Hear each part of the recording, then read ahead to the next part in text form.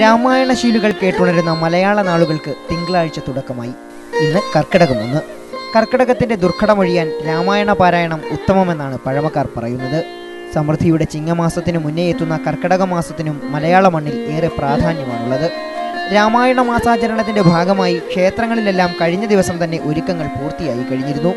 ഇനി 30 നാളുകൾ ക്ഷേത്രങ്ങളിലും ഹൈന്ദവ ഭവനങ്ങളിലും രാമായണ പാരായണം ഉയരും. വിവിധ പരിപാടികളുമായി സാംസ്കാരിക സംഘടനകളും രാമായണ മാസത്തെ വരവേൽക്കാൻ ഒരുങ്ങിക്കഴിഞ്ഞു.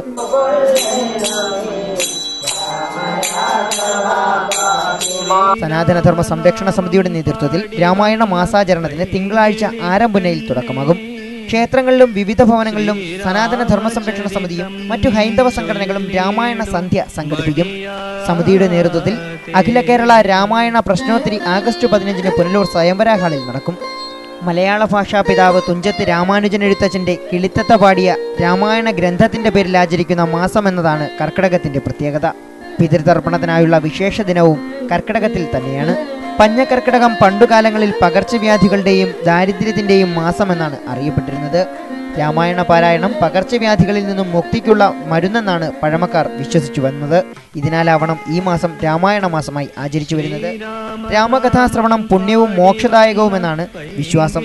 ഇനിയുള്ള മലയാള നാളുകൾ രാമമന്ത്ര മുഖരിതമാകും. സുരേന്ദ്രൻ, ലൈവ് വാർത്ത, പുനലൂർ.